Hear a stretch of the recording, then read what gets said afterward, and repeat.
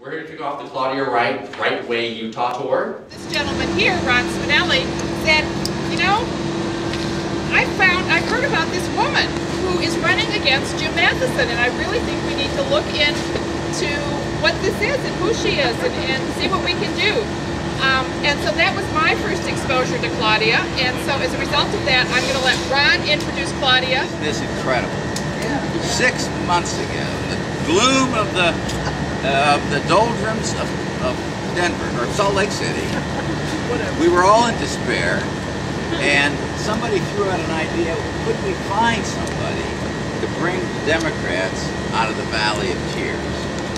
And I will let Claudia explain that, but she was audited. We asked her to be our candidate. She didn't say, you know, I've got these special traits and I want to do this.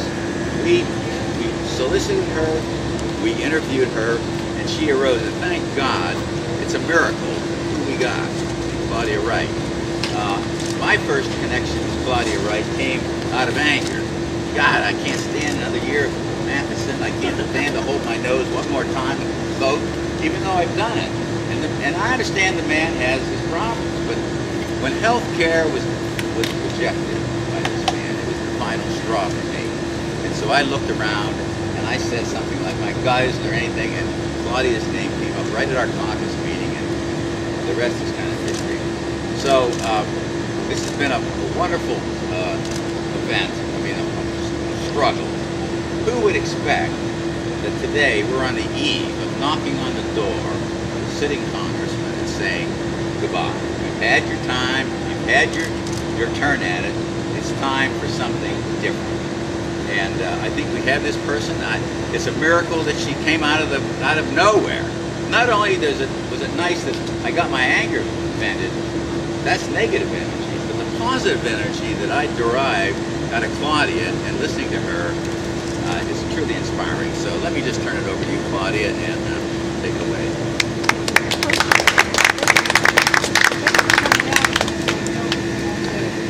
This is a grassroots campaign. We've raised about, I think, $28,000 now.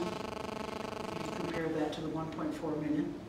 Okay, and so we're doing this in a people-to-people thing. I've never met Ben, and Ben was good enough to help me because one of the things I promised people at the convention from Cedar City, I couldn't come to your convention. It was the same night as St. George, and I couldn't get to both.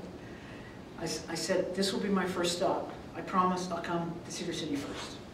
So I'm keeping my promise. Cedar City's first. I became a candidate by the most ridiculous means ever invented, I think, so far. I was working in a healthcare group with my partner and Jill and others, and we founded a group called Everybody In. And we decided to join a progressive coalition to work with other causes. We looked at LGBT rights, immigration, labor, climate change, environment, peace issues, all of the progressive causes. But what we discovered was we could get appointments to go see our two senators, even though we knew they were never going to agree with us. But the common denominator was the inaccessibility of our current congressperson. So what I did was we actually tried to make appointments. We protested in front of his office. We got into his office. He wasn't there. We got thrown out of his office. Because they didn't even want to hear our points of view. Oh, we've heard it already. You have nothing to add. And on key issues, he votes with the Democrats 42% of the time and votes with the Republicans 58% of the time. That's in the last 2 years statistics. And so one of the gentlemen actually from the environmental group wrote a Craigslist ad out of frustration and wanted a courageous congressperson that won't sell out for corporate interests. And we started to get serious resumes. And so I thought, well, I'm retired, why not? So I put my resume in. We went through a process where we were interviewed. Then a panel of experts were put together in the Salt Lake City Library. We were asked questions by those experts, and I came out of that process. That's how I got here. I'm a retired high school teacher of 31 years. I currently teach at the University of Utah in the Gender Studies department and from the University of Phoenix in the humanities department, and I supervise student teachers. Those are my part-time jobs in my retirement. I decided to do this because I believe that the voices of progressive Democrats have not been heard in Utah for over a decade, and that was unacceptable. I believe in democratic ideals, democratic principles, because I think they are better public policy. And I think if you can't sell that, you ought not be in office.